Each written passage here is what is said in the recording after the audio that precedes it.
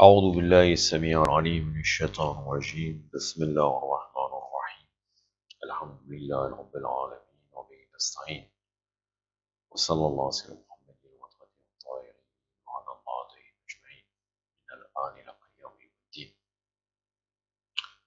Une vidéo de la série Jurisprudence de la secte Bakri. Nous avons toujours comme objectif, à travers cette série, de montrer aux chiites, comme quoi nous devons, quand nous rentrons dans Ahl-Bayt, revoir toute la jurisprudence, car nous n'avons rien à voir avec eux. Même si il y a beaucoup de choses aussi que nous avons aussi en commun, ça il faut dire la vérité, mais dans des points, il est important de vérifier, de regarder d'où ça vient et de voir vraiment s'il y a des points communs, car sinon nous pouvons tomber dans la perdition.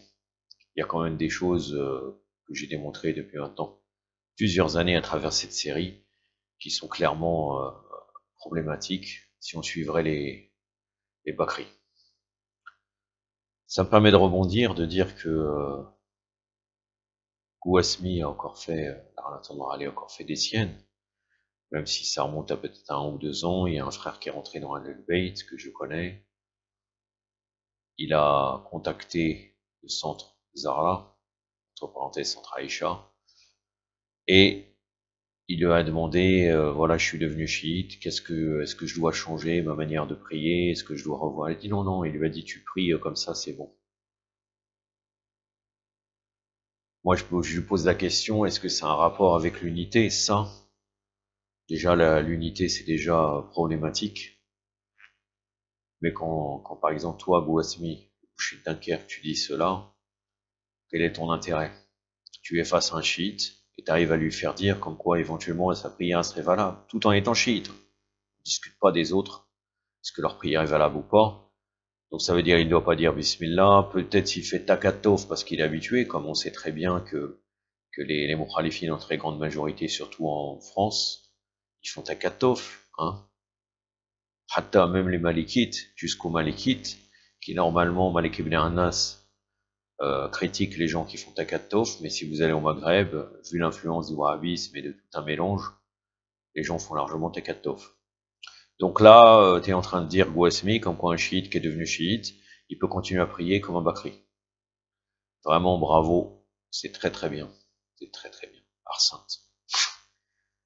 Allahu Akbar. Mais bon, tout ça c'est de l'extrémisme. Je suis quelqu'un qui a été, en 2012, Barchirias al-Habib, j'ai fait le péché suprême. Donc, ma parole n'a aucune valeur. Allah kulli hal. Donc, je vais vous parler du châtiment concernant l'alcoolique. C'est basé sur le livre Boulough al-Maram. Ça aussi, je dois répondre à quelqu'un, mais comme je vois qu'aujourd'hui, d'habitude, je ne règle pas des comptes, mais aujourd'hui, j'ai peut-être l'esprit à ça, malgré que je le fais pas, et je sais très bien que la plupart des chiites aiment les clashs. Malheureusement, au lieu de s'occuper de Marifat al-Bayt, ils sont occupés à répondre aux mukhalifines, et ils adorent quand l'autre il a dit, on a dit ça, et l'autre il a dit, et ah, il a répondu ça, etc., etc.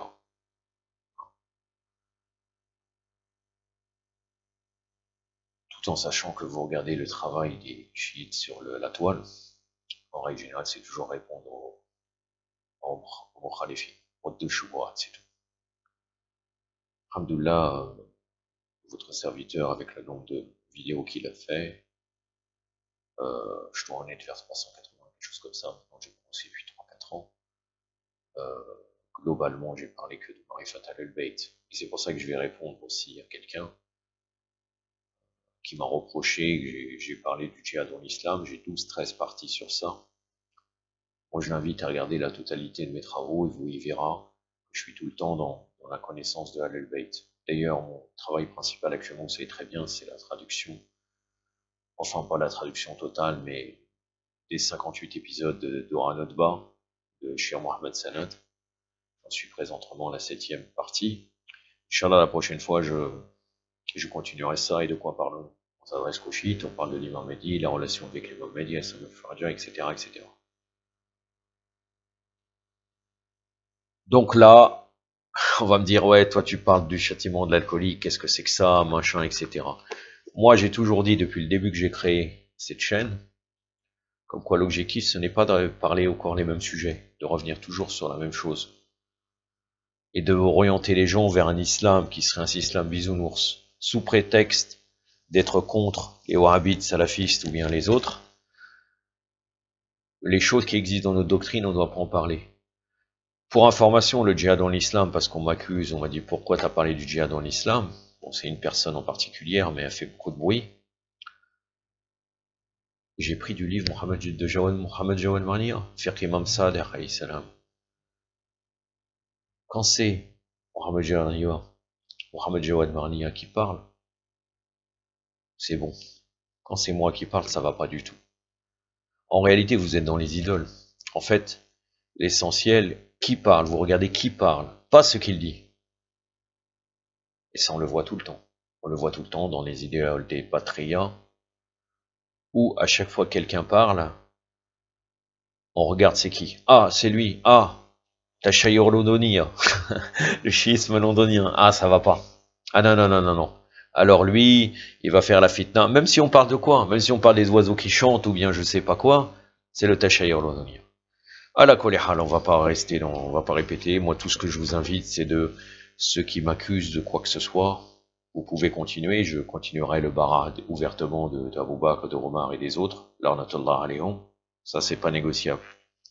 Mais regardez si je parle plus de Marifat al-Bayt ou bien j'ai traité des sujets qui vous plaît pas. Et rien ne vous oblige de regarder encore une fois. Donc si vous vous plaignez, vous regardez pas et puis c'est tout. Aujourd'hui, là, on parle du châtiment de l'alcoolique, ça ne vous plaît pas, vous ne regardez pas. À la kolihal. Avant de parler de Boulough al-Maram, je vais vous présenter l'avis de Ahlul Bayt sur ce sujet-là, puisque pour comprendre bien où on va taper, il faut avoir avant cela. D'habitude, je le fais à la fin, mais là, je vais le faire. En l'occurrence, c'est le chiisme, origine et principe. Hein. Mohamed Hossein Kashiful al-Gheta. Tout en sachant que c'est pas quelqu'un, c'est quelqu'un qui était pour l'unité et qui même a un grand problème. Il arrive à parler des califes bien dirigés en parlant d'Abou Bakr, Omar, Osman.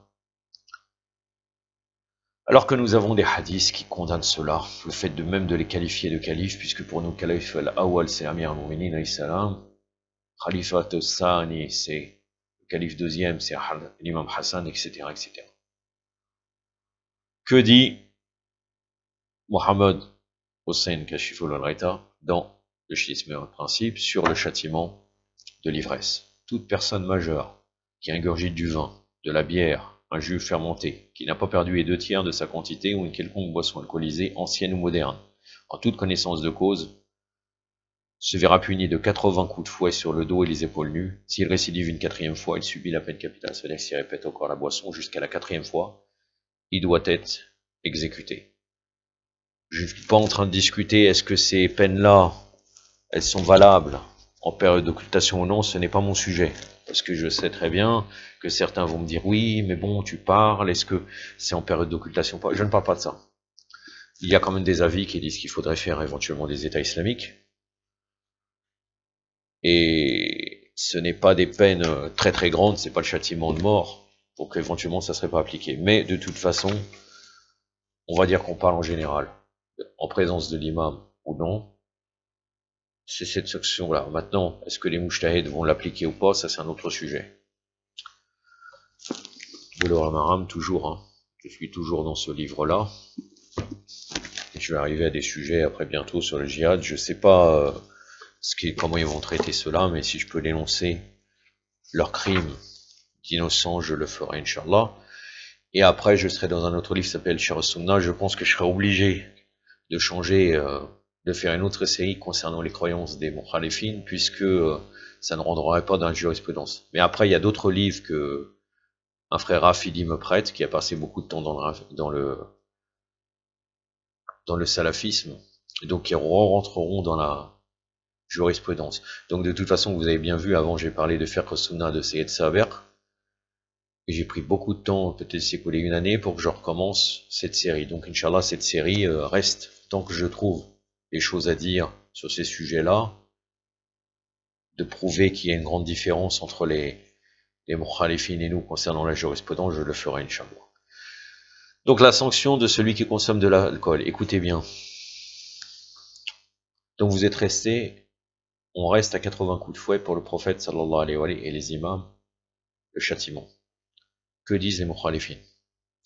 Anas ibn Malik rapporte, on présenta un homme ayant bu de l'alcool au prophète sallallahu alayhi wa sallam, qui le flagella avec 2 branches de palmier. Près de 40 fois, Abu Bakr fit de même, mais à l'époque. Voilà, avant ça. Là, le prophète, selon eux, fait 40 fois. Alors que le châtiment, c'est 80. Abu Bakr fit de même, mais à l'époque du califat d'Omar, il consulta les gens, Abderrahman ibn Aouf dit la peine légale la plus légère de 80 coups. Donc Abderrahman ibn Aouf, il légifère, et en vérité, il donne le véritable jugement qui concerne réellement 80 coups de fouet. Et Omar ordonna qu'on l'applique. Donc là, toute leur rhétorique satanique va vouloir prouver qu'Omar avait raison. En l'occurrence, Omar avait raison, puisque c'est vraiment 80 coups de fouet, mais le problème c'est qu'ils disent que le prophète a fait 40, chose qui est fausse. Mais bon. Ali alayhi salam, bon ils disent dit dans le récit de Walid ibn Uqba, le prophète ordonnait 40 coups de fouet, bien sûr c'est faux, ainsi qu'Abu Bakr, alors que Omar ordonnait 80, tout est sunna et je préfère cela. Voilà, là carrément, tout est sunna. Il y a 80 et 40, c'est pareil, c'est pas grave. Marlich. Dans cette hadith, il est mentionné, un homme témoignait qu'il avait vu vomir du vin, et Osman dit, pour le vomir, il a fallu qu'il en boive. Ces 2 hadiths sont authentifiés par Albani, par Sahih, le premier est dans le Bukhari, le deuxième dans le Muslim. Même dans le premier, il est aussi dans le Muslim. Que disent les savants salafistes sur ce sujet, puisque je vous avais dit que Boulour Maram, c'est le commentaire des plus éminents savants salafistes de chez eux, donc là chez Shir Abdel Al-Bassam. L'établissement de la sanction pour consommation d'alcool, ce qui est l'avis de l'ensemble des savants. Donc là, il valide le fait comme quoi il y a une sanction pour celui qui boit l'alcool. Ils reconnaissent que le prophète aurait fait 40, bon pour nous c'est 80. La sanction pratiquée à l'époque du prophète était de 40 flagellations et Abu Bakr le suit en cela. Ils reconnaissent que Omar, après consultation des compagnons, la porta à 80. Voilà, maintenant la rhétorique satanique. Regardez, la sanction pour consommation d'alcool n'est pas une peine légale, had, ça veut dire qu'elle est déterminée par la charia, elle reste à la discrétion, quand on dit cela, ce n'est pas un had, ça reste à la discrétion du gouverneur ou bien du juge islamique. Car Anas dit près de 40 fois, on ne sait pas.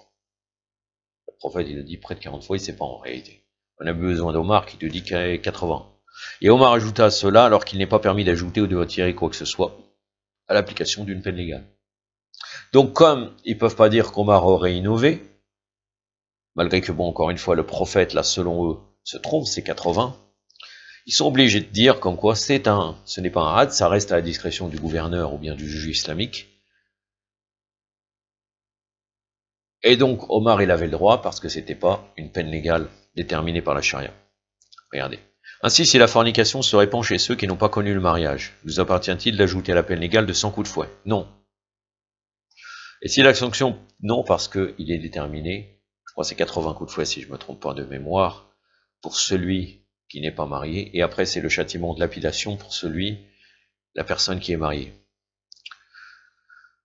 Non. C'est-à-dire que là, parce que le châtiment de fornication est déterminé, que tu es marié, que tu n'es pas marié, il y a un châtiment déterminé par la charia. Et si la sanction pour consommation d'alcool avait été une peine légale, Omar n'y aurait rien ajouté. Donc Omar, forcément, il ne va pas s'opposer, soi-disant, à un châtiment légal. C'est pour ça qu'il a dit 80 au lieu de 40. D'un autre point de vue, Abderrahman ibn Aouf a dit la peine légale la plus légère de 80 coups. Et il dit cela en présence des compagnons sans que personne ne le contredise. Et si la sanction appliquée à celui qui consomme de l'alcool était une peine légale, la peine minimale serait de 40 flagellations. On pourrait considérer que c'est là la peine minimale, qu'il n'y aurait pas eu de problème à la porter à 80 ou 120 si les gens ne cessent pas sans cela. Vous imaginez que Abderrahman ibn Aouf s'oppose selon eux, parce qu'encore une fois, je répète que c'est 80, il s'oppose à ce que dit le prophète, et les compagnons auraient été présents, et il n'y a rien eu. Et là, après, ils arrivent à dire 80, 120, etc. C'est concrètement c'est le cours de Otaymin. Cheikh Bolo Al-Alam, livre de la cassette numéro 9. C'est Otaymin qui dit cela. Donc vous êtes en train de dire comme quoi Abderrahman Barouf, on oublie ce qu'a dit le prophète, et on passe à 80, il n'y a pas de problème, et la peine minimale c'est 80. Allahu Akbar. L'effort d'interprétation sur cette question est la consultation des savants et la pratique des adeptes de la vérité, de ceux qui recherchent ce qui est correct. Quand on despotise, c'est la pratique des imbus orgueilleux qui ne cherchent pas la vérité. Tout ça, c'est du blablabla qui sert strictement à rien. Celui qui vomit de l'alcool aura montré qu'il en a consommé, ainsi on doit lui appliquer la peine légale. Ceci tant qu'il n'existe pas une ambiguïté, car on peut penser que celui qui le vomit a été contraint de le boire, qu'il était ignorant. Je passe vite parce que c'est pas fondamental, et qu'il ne savait pas que cette boisson enivrait. Ainsi, s'il prétend qu'il ne savait pas, et s'il s'est fait vomir quand il a su, on ne lui applique pas la peine, car il était ignorant. Mais s'il ne prétend aucune ambiguïté, le principe de base est celui énoncé par Ousmane, donc on lui applique la peine.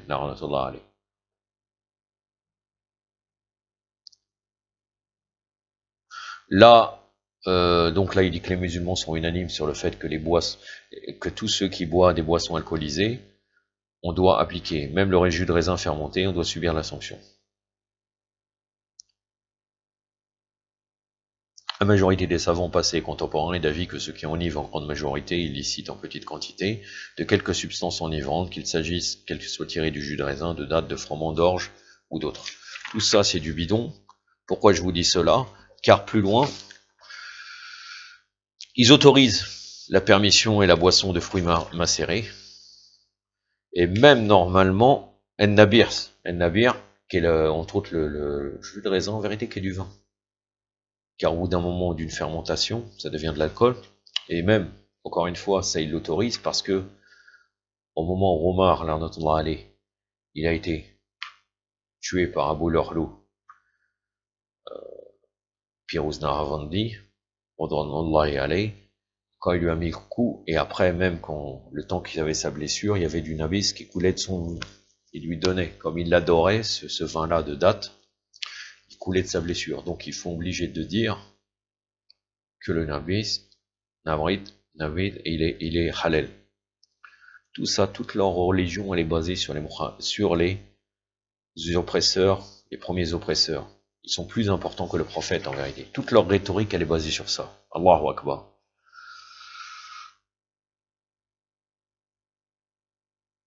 Bon, je vais vous passer parce que c'est pas fondamental. Le reste, l'exécution de celui qui consomme plusieurs fois l'alcool, ils ont le même avis que les chiites.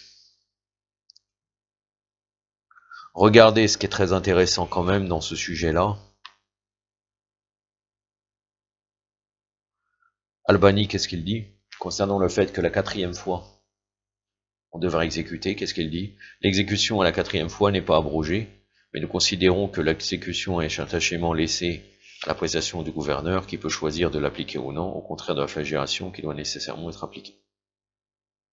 C'est dans son livre Talaqat al-Radir, volume 3, page 315, encore une fois, une opposition à la charia divine.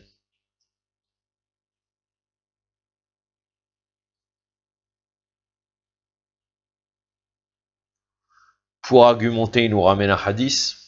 Regardez, comme quoi c'est pas évident qu'on exécute au bout de 4, mais vous allez voir la contradiction. Et le Bukhari rapporte également qu'un homme surnommé l'âne consommait de l'alcool, et chaque fois qu'il buvait, le prophète sallallahu alayhi wa sallam le flagellait. Un jour, un homme le maudit et dit combien de fois ne l'a-t-on pas amené au prophète sallallahu alayhi wa sallam. Le messager d'Allah sallallahu alayhi wa sallam dit alors ne le maudit pas, car il aime Allah et son messager. Ceci montre que le prophète l'a flagellé, bien qu'on lui ait souvent amené. Il se plante totalement dans ce sujet-là, puisqu'en fait, on comprend très bien le fait qu'il est appelé l'âne, c'est quelqu'un qui est malade mental. Donc c'est pour cela qu'on ne l'applique pas. On l'applique pas, on le flagelle uniquement pour qu'il évite cet alcool. On va pas l'exécuter parce qu'il n'est pas responsable de ses actes. Mais bon, encore une fois, comme dirait Shir Hassan al-Yari, là où la raison est, le Bakri se sauve. Et là où il y a le Bakri, la raison s'en va.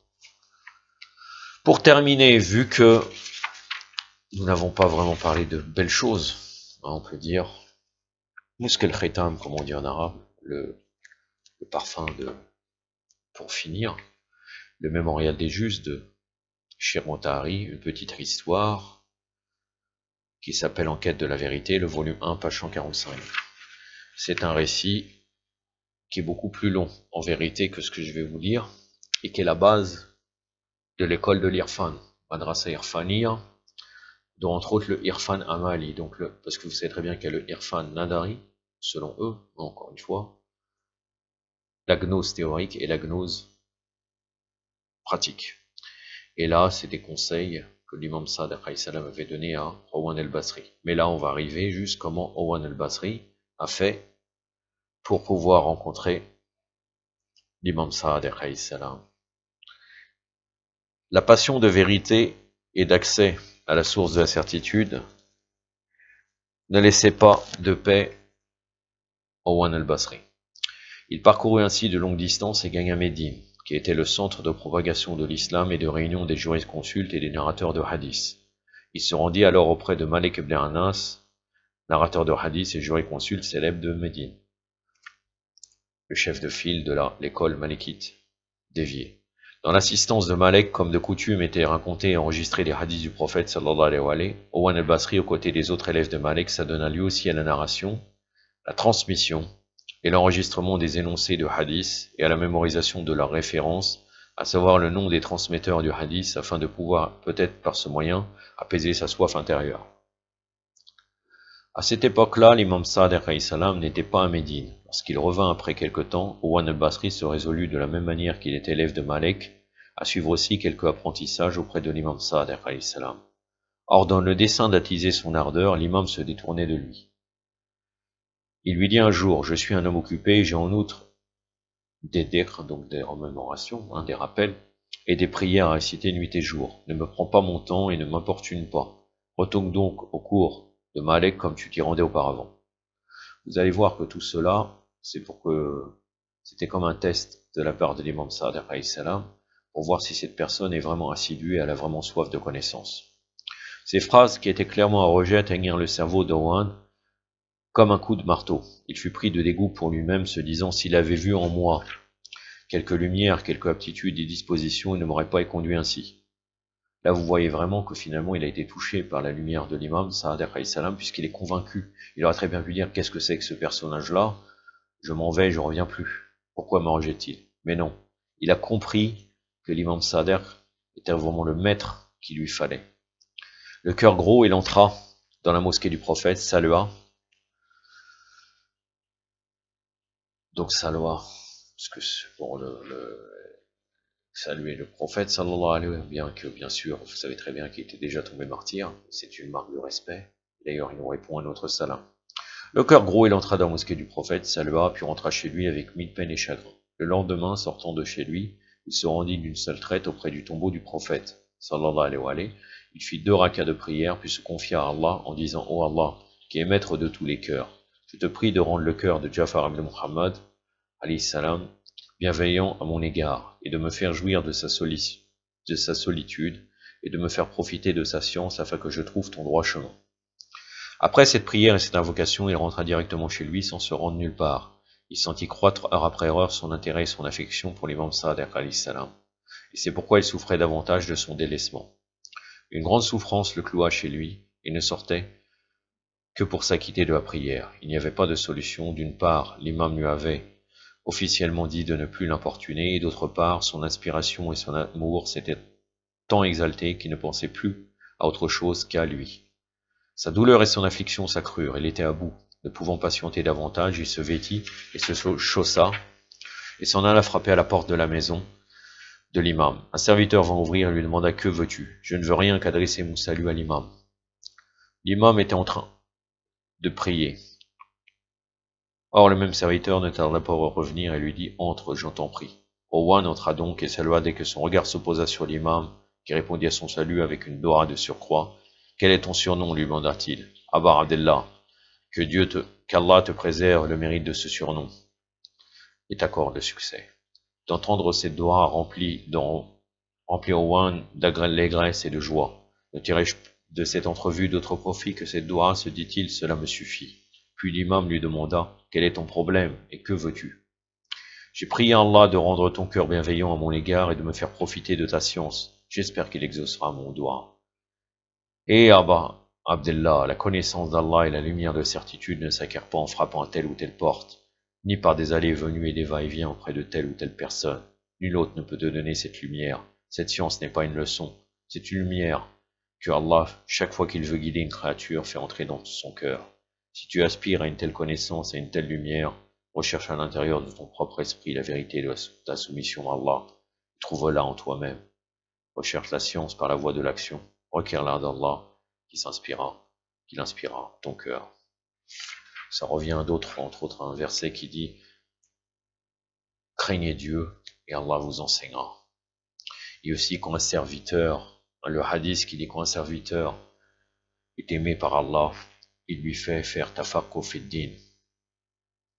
Inch'Allah, qu'Allah nous facilite pour cela de faire tafaqquh fid-din. La prochaine vidéo sera le commentaire de Dora Notba, 7e partie, Inch'Allah. يكتفي بهذا القدر وصلى الله على سيدنا محمد وعلى آله الطاهرين والسلام عليكم ورحمة الله